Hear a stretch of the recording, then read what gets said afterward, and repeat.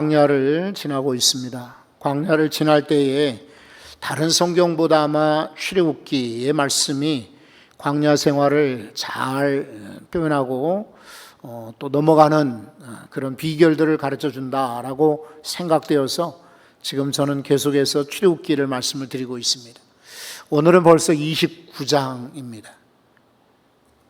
한 장의 짧은 구절들을 나누어서 이렇게 말씀드릴 수 있지만은, 그러나 언제까지 우리가 광야에만 있겠습니까?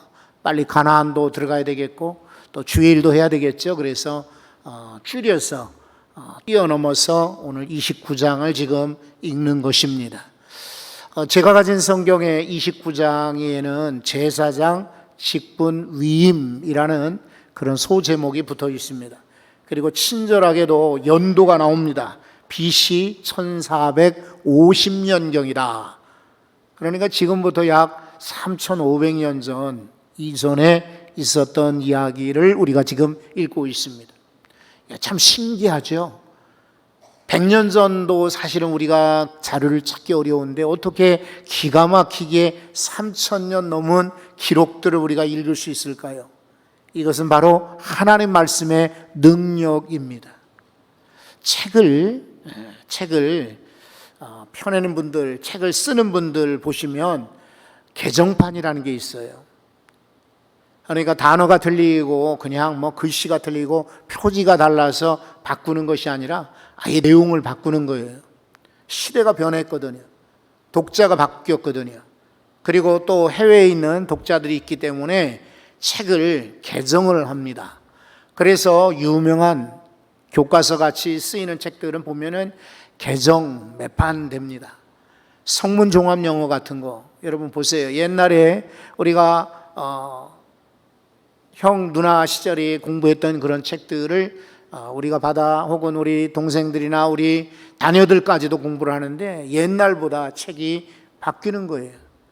그러니까 이 세상의 모든 기록들은 세월이 지나면 바뀌어요.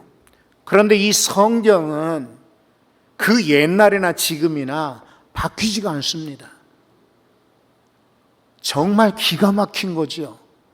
제가 믿음을 갖지 않고 혹은 신학을 공부하지 않고 목사가 되지 않았다 할지라도 아마 이 성경을 대하게 되면 정말 신기하다. 그리고 성경은 구약과 신약이 딱 맞아요. 요즘 여러분 얼마나 기술이 발달해 있습니까?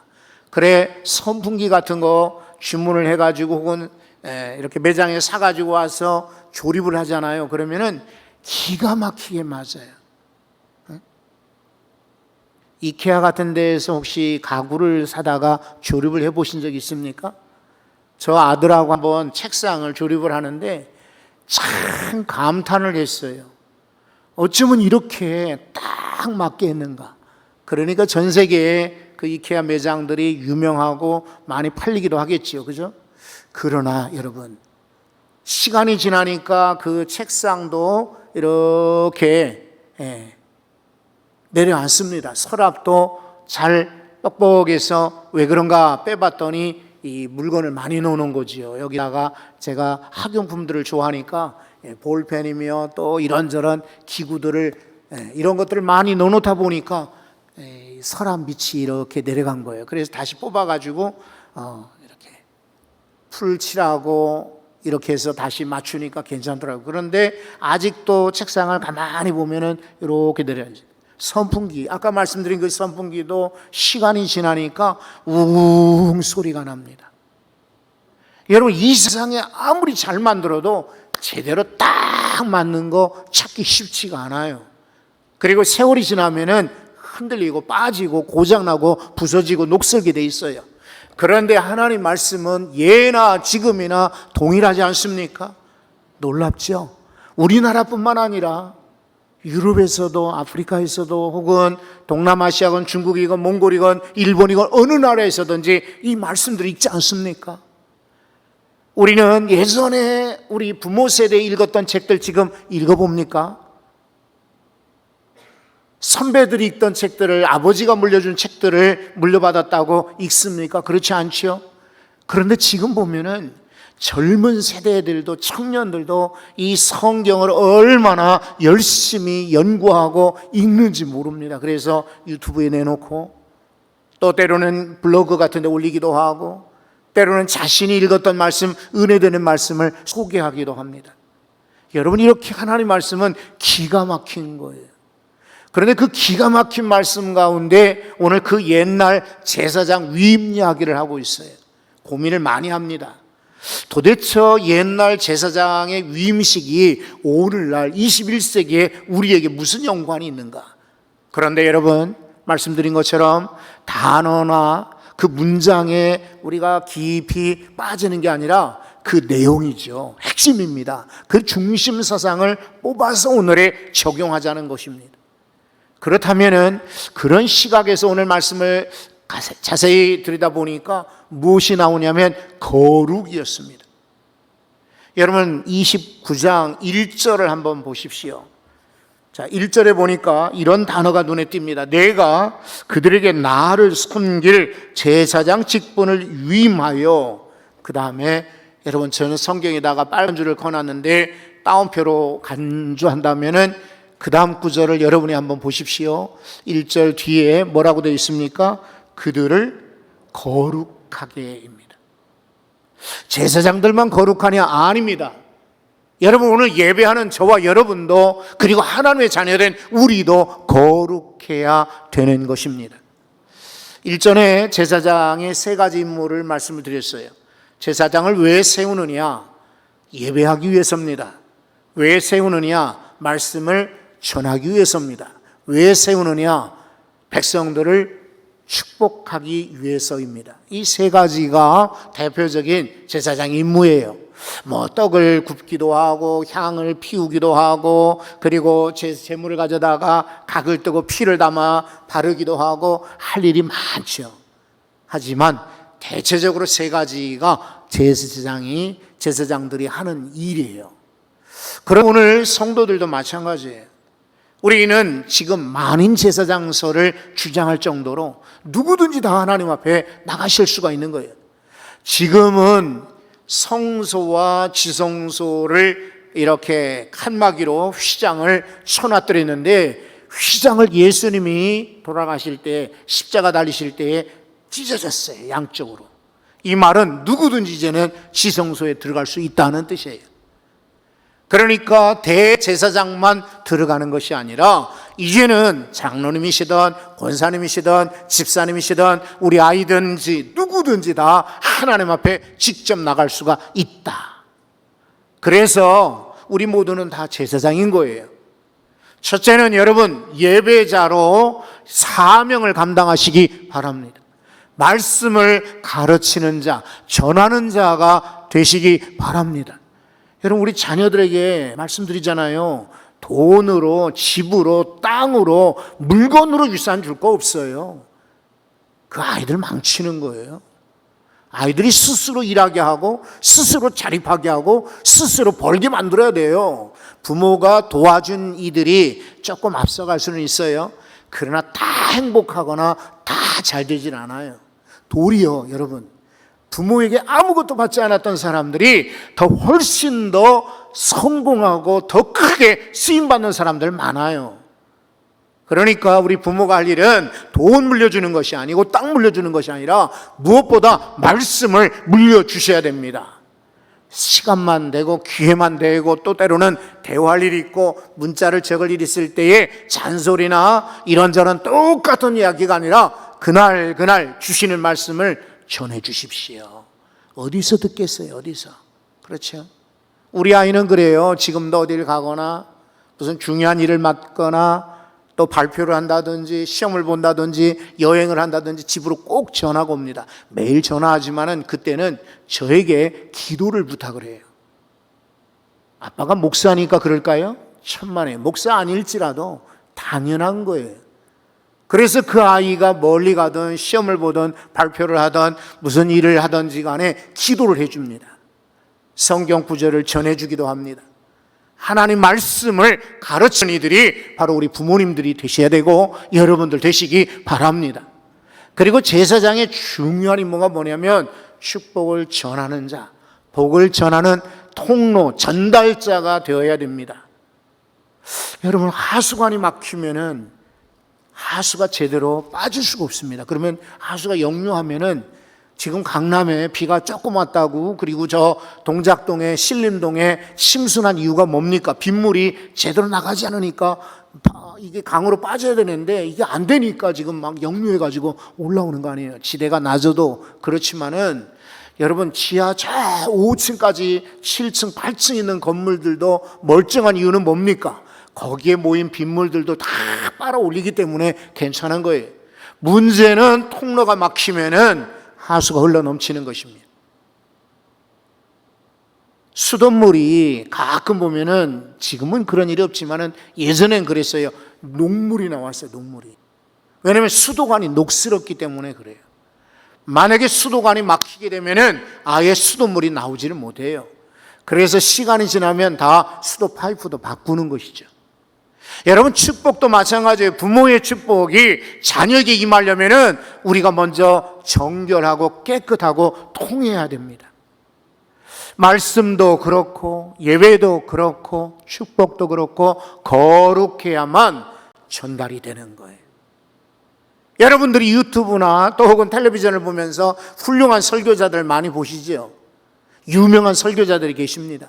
유창한 말로 설교를 합니다.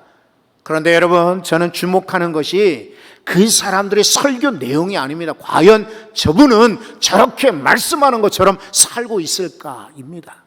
우린 다 모르죠. 그런데 성도들 가운데는 그냥 말씀이 좋아서, 실은 말씀보다 더 중요한 것은 말씀을 전하는 그 설교자의 삶입니다. 동의하지 않습니까? 누가 기도를 하죠.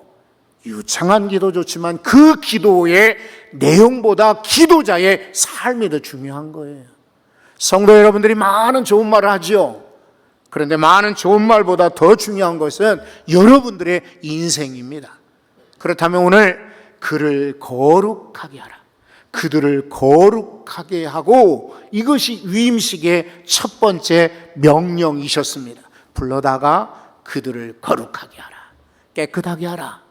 그런데 구약 성경의 용어로 거룩이라는 말은 이렇게 용도가 몇 가지로 사용되었습니다. 우선 처음에는 봉헌, 하나님께 드린다, 이 말을 거룩이라는 말로 대체해 썼습니다. 여러분, 민수기 16장 18절의 말씀을 보면, 사람들은 범죄하여 그들의 생명을 스스로 해하였거니와 그들이 향로를 여호와 앞에 드렸으므로 그 향로가 거룩하게 되었나니 그 향로를 쳐서 제단에 싸는 철판을 만들라, 이스라엘 자손에게 표가 되리라 하신지라. 향로가 거룩하게 되었다. 이 말이 뭡니까? 향로는 그냥 똑같은 향로가 아니냐라고 생각할 수 있어요. 그래서 보통 사람도 향을 피울 수 있고 누구도 피울 수 있다 그러는데 절대로 그런 것이 아니었어요.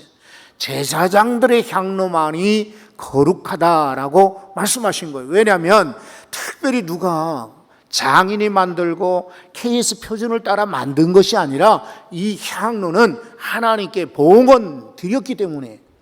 그러니까 옛날 궁중이나 또 혹은 부잣집이거나 여유가 있는 집에서는 향을 피웠어요. 집안에 이렇게 냄새가 또 이렇게 좋은 향이 나오도록 향을 피웠다고요. 그렇다고 그 집안에는 향로를 거룩하다고 말하지 않아요.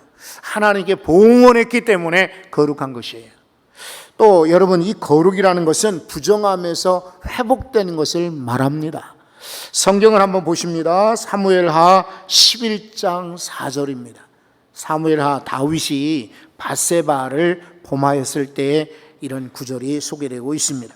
다윗이 전령을 보내어 그 여자를 자기에게로 데려오게 하고, 마음에 드는 여자를 데려오라 그랬습니다. 그 여자가 그 부정함을 깨끗하게 하였으므로 더불어 동침함에 그 여자가 자기 집으로 돌아가니라. 부정함을 깨끗하게 했다. 이때 바로 거룩이라는 이 카다시, 이 단어를 쓰는 겁니다.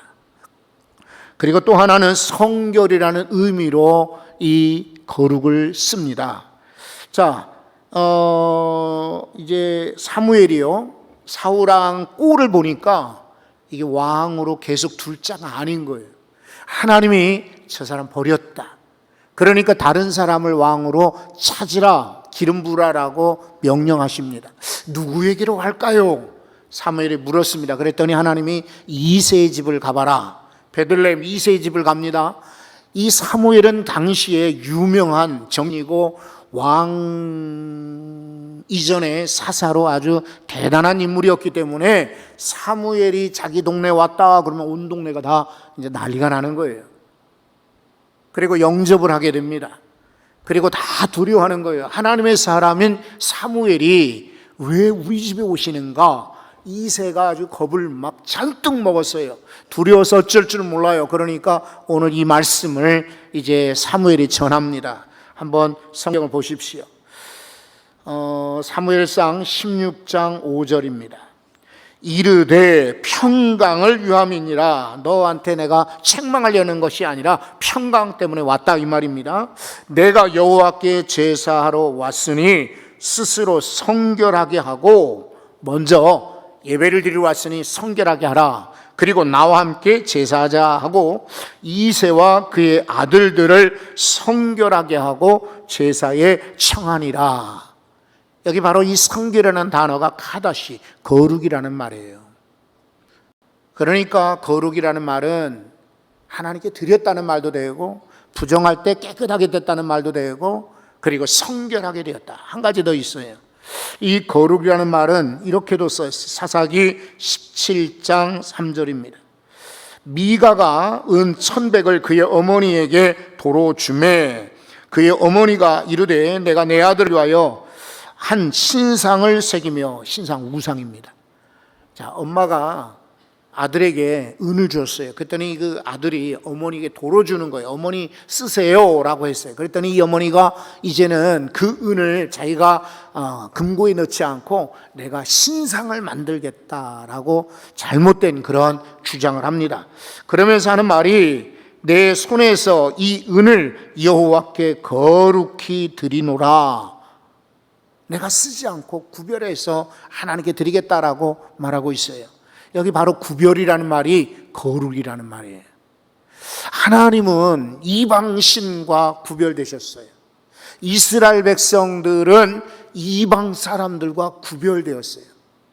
오늘 믿음의 사람들은, 그리스도인들은 세상 사람들과 구별되었어요. 그게 바로 거룩이에요.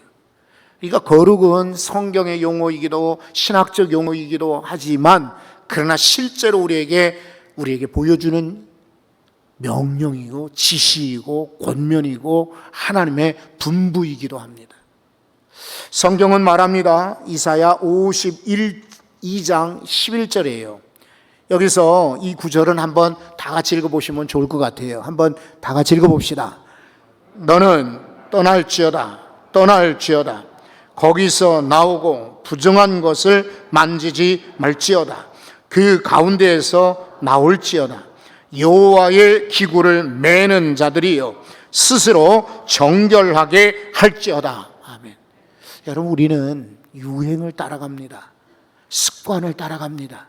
사람들의 모습을 따라갑니다. 말도, 그리고 옷도, 그리고 태도도, 자세도, 그리고 뭐든지 음식 같은 것도 사람들이 하는 대로 갑니다. 가면이 보면은 여름 휴가철에 가는 데는 뻔합니다. 그곳에 대부분 사람들이 가 있습니다. 그리고 언젠가도 말씀을 드렸지만은 산에 갈 때 저는 그냥 가벼운 티셔츠나 여름 같으면 여름 바지, 겨울 같으면 손바지 같은 것을 입고 산에 갑니다. 그런데 저 혼자만 우중충한 흰색, 회색, 검은색 옷을 입고 있는 듯 싶습니다. 노란색, 파란색, 울긋불긋한, 우리 교회에서도 그렇죠. 저 공원 앞에서 우리 버스를 타고 어디 갑시다 그러면은 우리 성도 여러분들도 등산 가방 메고 등산복들 입고 다들 이게 나오시잖아요. 그런데 학교 다니는 아이들도 보면은 거의 비슷해요. 또 종로나 또 홍대 앞이나 강남에도 가보면 대부분 옷들이 비슷비슷해요. 바닷가에 가보면은 다들 비슷비슷한 차림. 이렇게 사람들이 대부분 다른 사람들과 도드라지고 독특하고 유별나다고 별로 이렇게 생각지 않는 것 같아요. 그리고 불편한 것 같아요. 그래서 대부분 따라가요. 누가 컴퓨터가 이거 좋다 그러면 냉장고가 텔레비전이 또 혹은 뭐 자동차가 유행이라면 다 따라가는 것이 보통이에요. 지금 그걸 제가 나쁘다고 말하는 게 아니에요. 문제는 뭐냐면 여러분 먹는 거 따라갈 수 있고 놀러 가는 거 따라갈 수 있고 입는 옷은 같이 갈 수 있지만은 죄 사람들이 죄를 지차고 할 때 따라가면 안 돼요. 떠날지어다라고 2번이나 강조하고 있지 않습니까? 여러분 유혹, 시험 또 때로는 우리로 죄를 지차고 하는데 여기서는 우리는 구별되어야 되지 않을까요? 그런데 아쉽게도 죄 짓는 일에 따라가는 일 많아. 비방하는 일에 따라가는 일 많아. 남 속이는 일에 따라가는 일, 남을 괴롭히는 일에 왕따시키자 따라가는 일들 많아. 여러분 군대에서 무슨 사건이 벌어지고 학교에서 무슨 사건이 벌어지고 어떤 단체에서 운동 클럽에서 문제가 생기면 거기 크리스찬이 없을까요? 거기 그래도 생각 있는 사람 없을까요? 그 회사나 그 일터나 그 학교나 그 교수들 가운데는 교수님 가운데는 좀 의식 있는 사람이 없을까요? 그런데 안 그래요. 돈을 받으니까 좋으니까 다 받는 거예요. 총회를 하다 보면은 우리 교회도 장로님들이 여러 분 계시고 교회 규모가 있다 보니까 막 들어오지요. 그런데 한 번도 우리 교회 오시는 후보자들이 저에게 저를 도와주세요라고 봉투를 내민 적이 없어요. 설교는 녹화되고 이것은 계속 남기 때문에 혹시라도 다음에 누군가 보면은 웃기고 있네 최정희 목사 저도 언젠가 내 돈 받았으면서 분명히 그럴 거예요. 그러니까 제가 공개적으로 말씀드릴 수가 있어요. 한 번도 제가 받아본 적이 없어요. 그러니까 세월이 지나고 시간이 지나니까 지금은 와서 그냥 부탁하고 기도해 주세요라고 하지 지금은 한 번도 내놓는 사람이 없어요. 그런데 왜 내놓을까요? 다른 사람들은 적게 받았다, 많이 받았다고 왜 얘기할까요? 죽이니까. 그리고 그걸 받으니까요. 이거 죄인지 모르고 받는 거예요. 남들이 다 받는데. 저는 우리 교회보다 작은 교회에서 행사를 할 때 거기서 교통비를 받지 않았어요. 받아도 서기에게 돌려주고 그 담임 목사에게 돌려주거나 아니면은 주최하는 분에게 돌려줬어요. 나는 우리 교회에서 충분히 생활비를 받으니 이것은 이 교회에 필요한 데 쓰세요라고 했어요. 그랬더니 누군가 저에게 문자가 왔습니다. 목사님이 거절하시면 받은 우리는 뭐가 됩니까? 기가 막히죠? 그런데 사랑하는 성도 여러분, 제가 잘했고 저런 분들이 나쁘다는 것이 아니에요. 네? 때로는 우리는 똑같이 갈 필요 없잖아요. 다 머리 깎았다고 우리 머리 깎습니까? 다 머리 기른다고 우리 다 머리 길러요? 그럴 수는 있지만은 여러분, 죄 짓는 자리는 우리가 동일하게 찬성하고 그런 자리에 가서는 안 돼요. 부정한 자리 과감하게 떨쳐버리고 일어서야 돼요. 그래야 거룩한 특별히 성결교회 성도가 아니겠습니까? 여러분이 장로교 배경, 감리교 배경, 순복음교회 다른 침례교회 배경을 가지셨다 할지라도 그나 오늘 여기 평화교회에서 예배하는 이 시간만큼은 우린 성결교회 예배자로 이 자리에 오신 것입니다. 이름이 성결교회라면 우리 삶도 성결하고 우리 말도 성결하고 우리 인생도 성결해야 되지 않을까요? 언젠가 말씀을 드렸죠. 그래서 우리는 손해보며 살아야 됩니다. 그러니까 사람들에게 말도 듣고 손가락질 당하고 때로는 손해봅니다. 다 받는데 왜 안 받아요? 그죠? 그러나 성도는요, 더하여 사는 인생이 아니라 손해보며 사는 것입니다. 그러나 당장에 손해보는 것 같아도 하나님이 그 대신 채워주십니다. 부정한 것 여러분 받으려고 하지 마세요. 이게 도리가 아니다 하면 과감하게 거절하세요. 그런 거 받아봐야 삶에 도움도 안 되고 잠깐은 기분이 좋을지 몰라도 전혀 내 것이 아닙니다. 그리고 하나님은요, 뜻밖의 사건이나 다른 데로 우리가 부정한 것, 얻었던 것을 취하여 가십니다. 그러니 성도들이 부정한 일에 연루되거나 그런데 말을 듣거나 그런데 함께 해서는 안 돼요. 거룩한 성도 되시기 바라요. 근데 오늘 성도들이 과연 이 제사장처럼 거룩하게 되려고 한다면 어떻게 거룩할 수 있을까? 세 가지를 말씀하세요. 우선 물입니다. 물. 4절에 한번 보세요. 4절에 보시면 너는 아론과 그의 아들들을 회막문으로 데려다가 물로 씻기고 라고 말합니다. 다른 장소가 아니라 이 회막 안에서 물로 씻기는 거예요. 그런데 성경은 말하기를 이 물은 바로 하나님 말씀이라 그랬거든요. 사랑하는 성도 여러분, 우리가 하나님 말씀으로 거룩할 수가 있어요. 나는 스스로 거룩할 수 없지만 말씀이 우리를 씻겨주는 것입니다. 오늘도 말씀을 계속해서 여러분 먹음으로 여러분의 인생이 정결하고 거룩하게 될 수 있기를 바랍니다.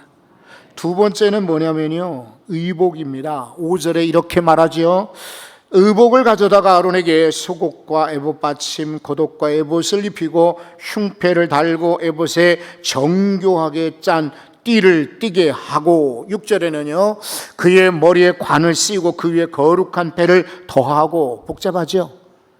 옛날 제사장들은 이렇게 거창한 옷을 입었어야 했어요. 그런데 우리에게는 딱 한 벌 옷입니다. 그리스도의 보혈로 말미암은 의의 옷입니다. 집에 가서 장을 열어보면 수많은 옷이 있지만 오늘 뭐 입을까 고민하죠. 그런데 사랑하는 성도 여러분, 우리에게 꼭 옷장에, 그리고 우리가 꼭 입어야 될 옷이 있는데 그리스도의 보혈로 깨끗함을 입은 옷입니다. 이 의의 옷을 입어야 저 천국에 가는 거예요. 천국에서 찬양대 설 수 있는 거예요. 여기 성가대는 가운을 입지만 하늘나라에서는 가운이 없어요. 예수님의 피로 씻음 받은 의의 옷 한 벌뿐입니다. 그것으로 족합니다. 그리고 세 번째는요, 자 7절에 보면은 관유라고 있습니다. 관유, 기름입니다. 기름을 가져다가 그의 머리에 부어 바르고 찍어 바르는 거 아닙니다. 그냥 조금 발라서 뿌리는 것이 아닙니다. 아예 부은다라고 말하고 있습니다. 그런데 이 관유라고 부르는 기름은 무슨 말이냐면 기름입니다. 성령을 상징합니다. 성령을 붓는 것입니다. 여러분, 제사장뿐이 아니라 성도들은 내 힘으로나 내 능력으로나 내 재주나 내 머리로 일하는 것이 아니라 성령의 힘으로 일하는 것입니다. 아울러 우리가 거룩하게 되는 것도 내가 씻어 거룩하는 것이 아니에요. 다른 옷을 입는다고 거룩이 되는 거 아니에요. 이마에다 거룩 써붙인다고 거룩이 아니라 성령으로 충만할 때 우리는 거룩할 수가 있어요. 세 가지 기억하십시오. 물은 말씀이라 그랬거든요. 또 때로는 옷이 필요한데 그 옷은 제사장의 복잡한 옷이 아니라 예수 그리스도의 보혈의 피로 씻음받은 옷 한 벌. 그리고 관유, 기름이다. 바로 성령을 상징하는 것입니다. 성경 구절 한 구절 더 찾아볼게요. 사도행전에서 최초로 직분자 세울 때 자격이 있어요. 세 가지를 자격을 봤어요. 나이를 보거나 용모를 보거나 학벌을 본 게 아니라 세 가지 봤는데 한번 사도행전 6장을 봅니다. 자, 6장 3절 말씀이에요. 형제들아, 너희 가운데에서, 여러분 읽어봐 주세요. 그 다음 구절. 성령과 지혜가 충만하여 칭찬 듣는 사람 7을 택하라. 우리가 이 일을 그들에게 맡기고 라고 말하고 있어요. 성령과 1번입니다. 여러분, 지혜와 칭찬 듣는 사람. 칭찬 듣는 사람도 좋겠죠. 지혜 있는 사람 좋겠죠. 그러나 제일 앞장서 중요한 조건은 성령 받은 사람입니다. 오늘 사랑하는 성도 여러분들이 거룩해서 하나님께 쓰임받는 귀한 사명자, 제사장, 믿음의 사람들 되시기 바랍니다. 거룩하신